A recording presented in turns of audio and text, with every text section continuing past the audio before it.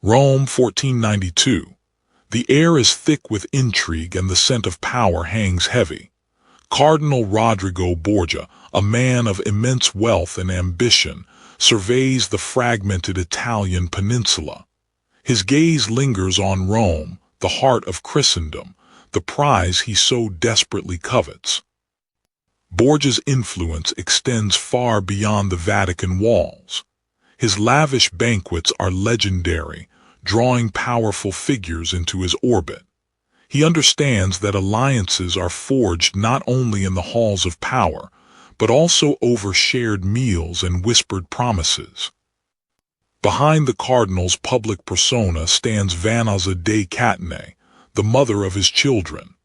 Though no longer his primary consort, she remains a trusted confidant and a capable administrator of his vast estates. Borgia is a devoted father, showering his children with affection and providing them with the best possible education.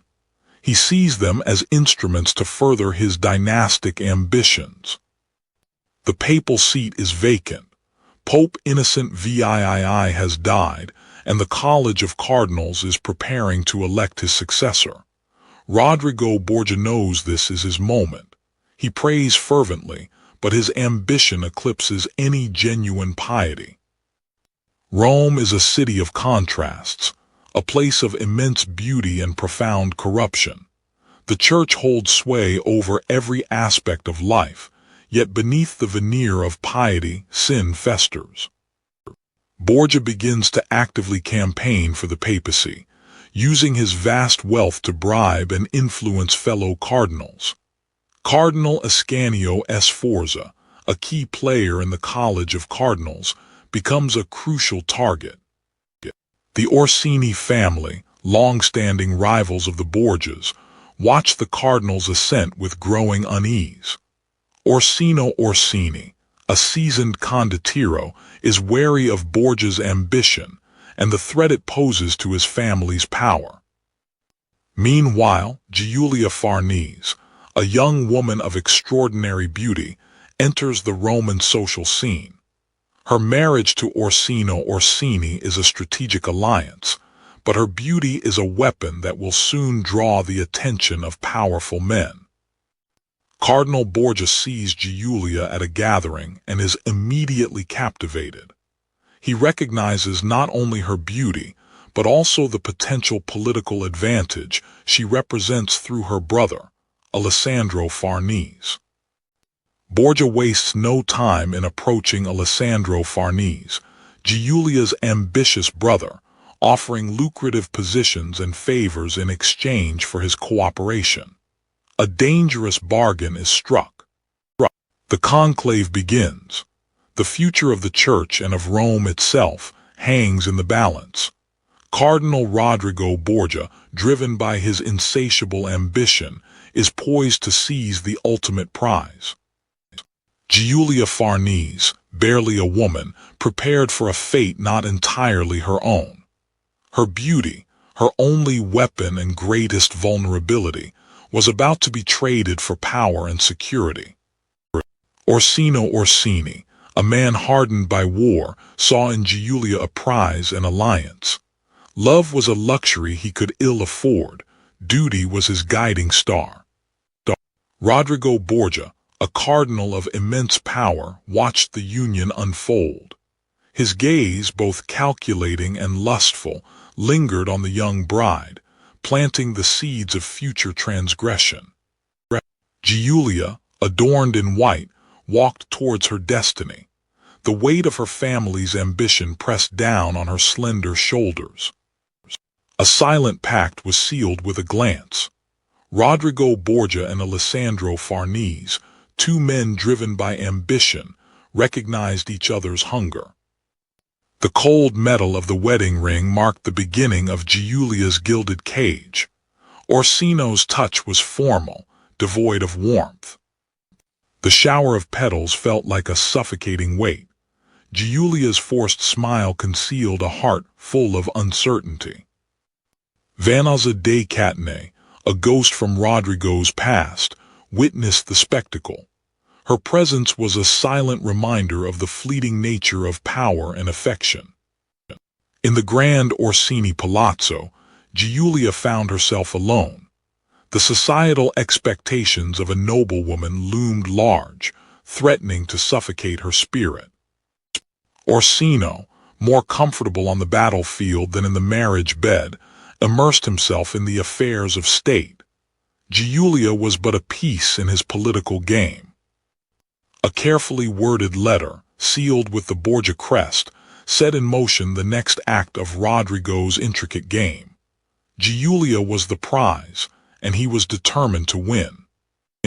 Rome, a city of power and intrigue, held both promise and peril for the young Giulia. Her destiny, it seemed, was about to be rewritten.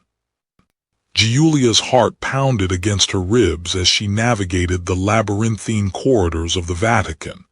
Each echoing footstep amplified her apprehension. She was summoned, though she did not know why.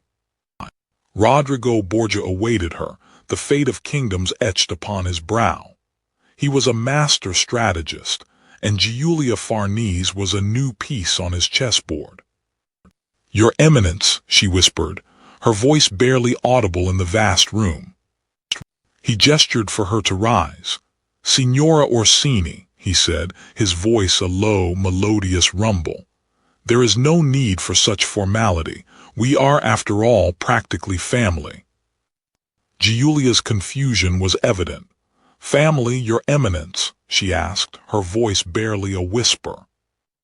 Borgia chuckled, a sound that resonated with power and amusement. "Indeed, child. Your brother Alessandro is a promising man. We shall see great things from him. And you, Signora, are a bridge between powerful families." A shiver traced Giulia's spine. His words were veiled, but she understood the undercurrent. She was a pawn, a means to an end. He extended a hand, offering her a delicate porcelain flower. "A token of my esteem, Signora, for your beauty and your potential." Giulia hesitated, then accepted the flower. Her fingers brushed against his, a spark igniting within her. The touch was fleeting, but its impact lingered. Borgia watched her, his gaze a potent blend of calculation and raw desire. He knew the power he held, and he intended to wield it.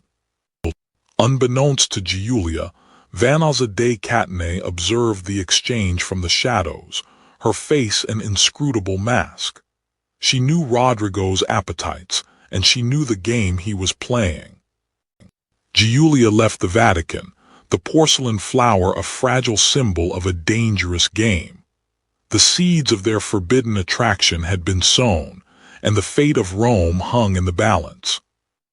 Cardinal Rodrigo Borgia found himself increasingly preoccupied with thoughts of Giulia Farnese. Her youth and beauty had stirred a desire within him, one he was accustomed to indulging, yet this felt different, more consuming. He toyed with the idea of sending her lavish gifts, a common practice, but something grander was needed to capture her attention and sway her family.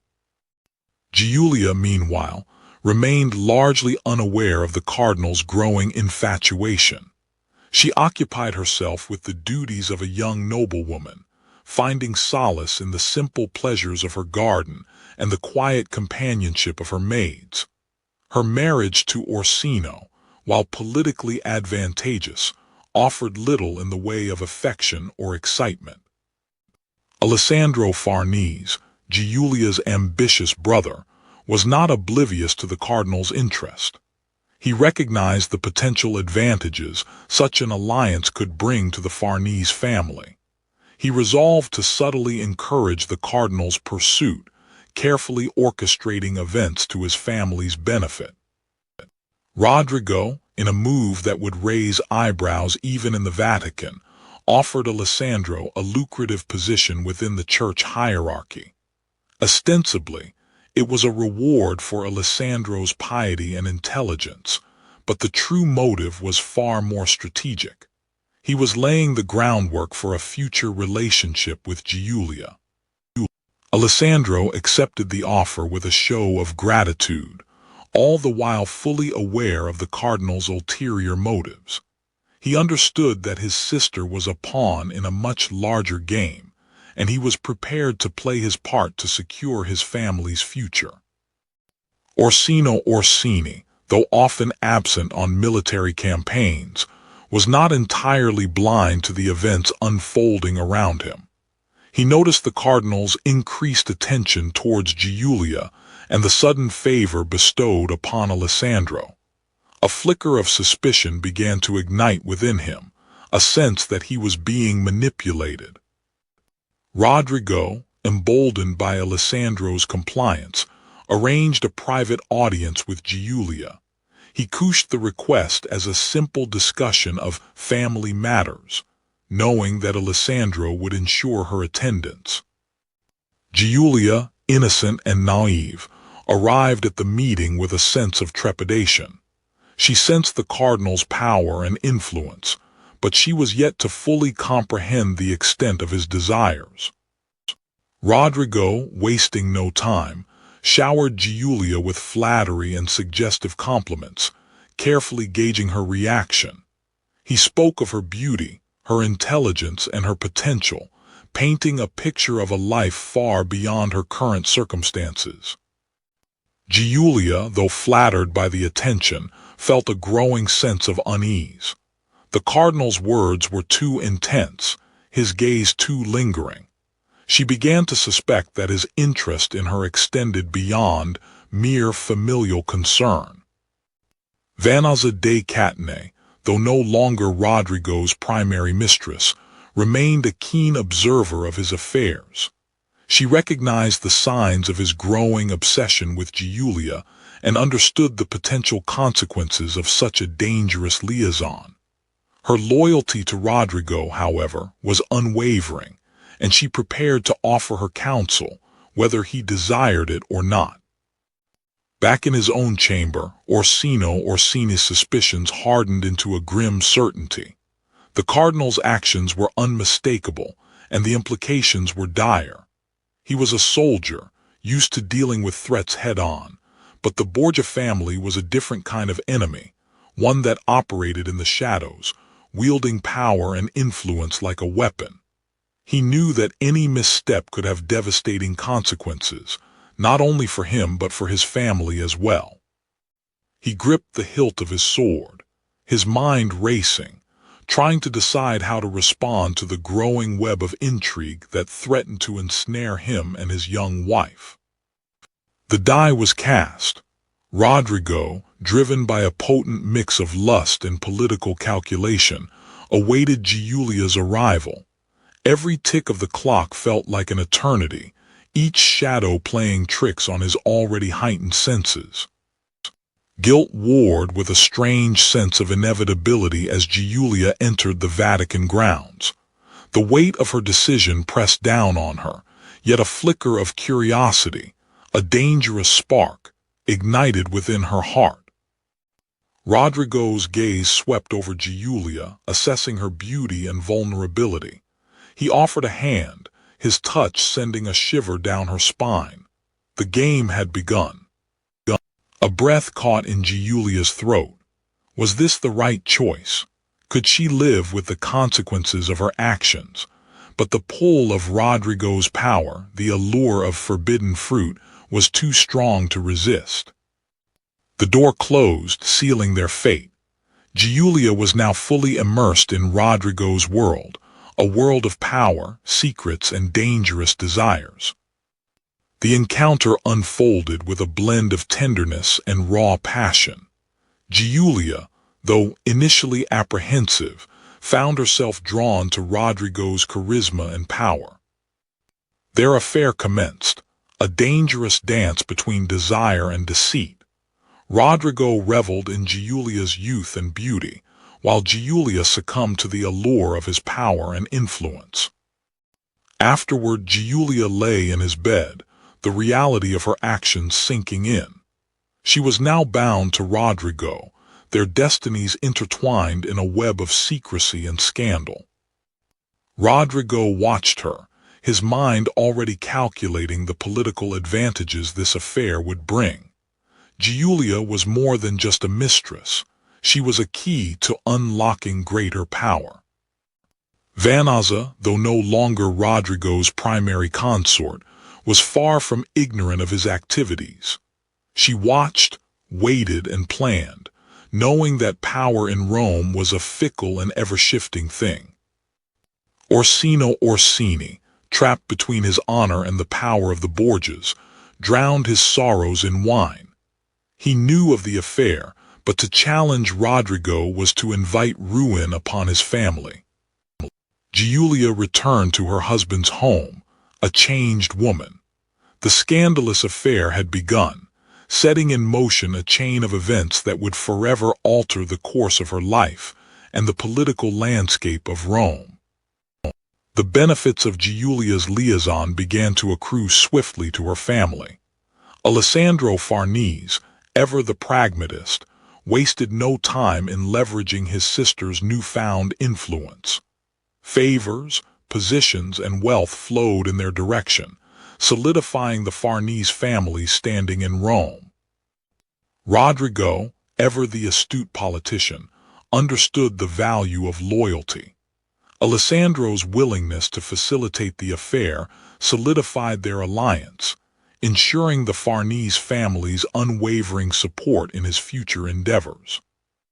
For Orsini, the reality of his situation was a bitter pill to swallow.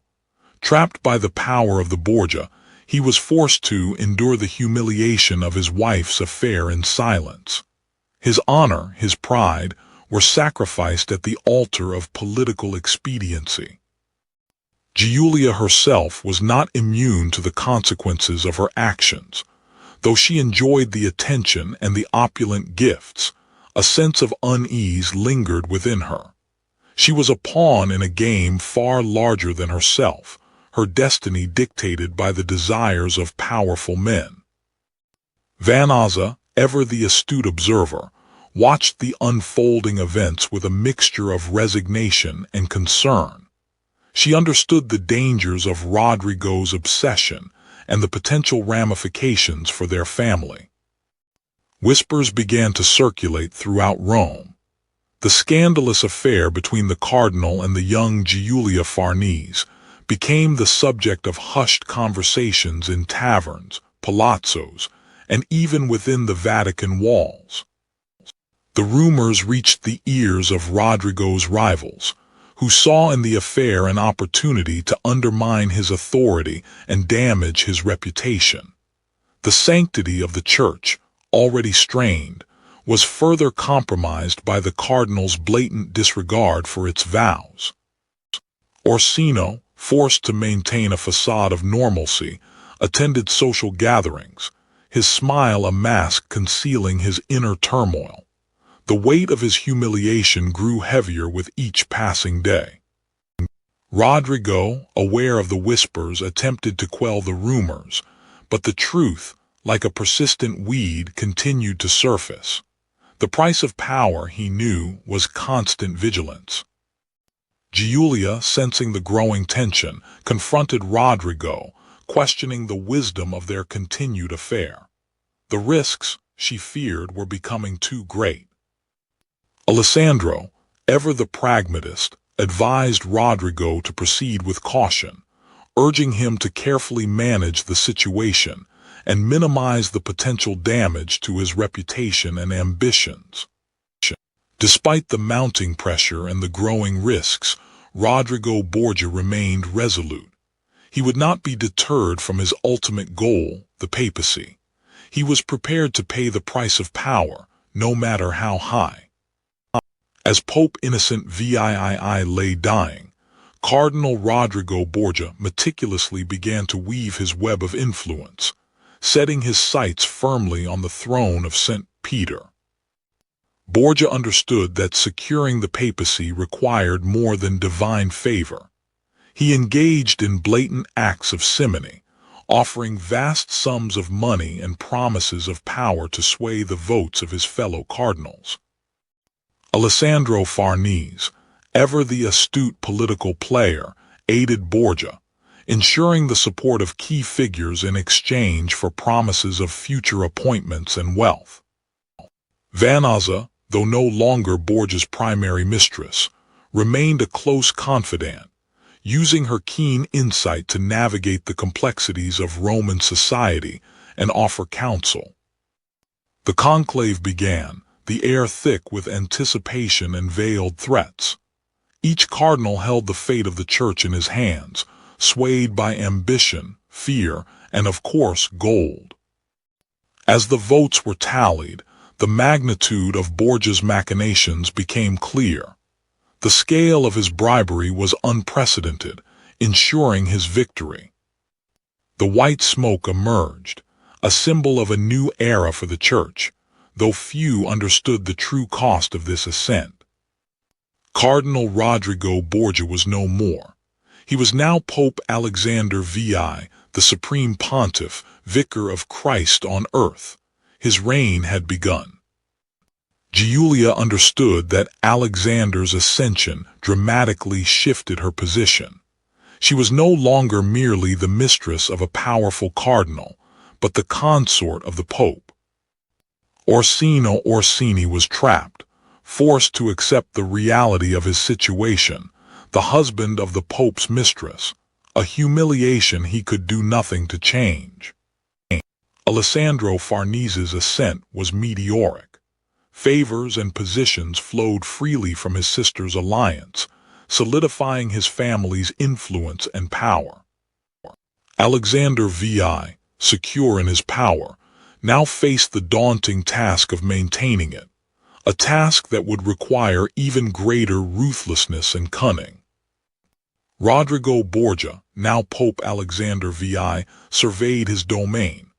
The papacy, once a distant aspiration, was now his burden and his prize. But with power came scrutiny and the shadows of his past, particularly his relationship with Giulia, threatened to engulf him. Secrecy became Giulia's constant companion. Their clandestine meetings, once risky encounters, now required elaborate schemes and trusted intermediaries. The weight of her position as the Pope's mistress was a heavy burden for one so young. Orsino Orsini, trapped in a gilded cage of power and political maneuvering, nursed his wounds in silence. The knowledge of his wife's affair with the Pope gnawed at his pride, but the might of the Borgia family left him powerless to act. Giulia's role evolved beyond that of a mere mistress. The Pope found himself increasingly relying on her sharp intellect and keen understanding of Roman society. Her counsel, whispered in secret, began to influence his decisions. Vanazza, though no longer the Pope's primary consort, remained a powerful force in her own right. She observed the shifting dynamics with a practiced eye, understanding the fragility of power and the fleeting nature of affection. Giulia learned to navigate the treacherous currents of the Vatican court.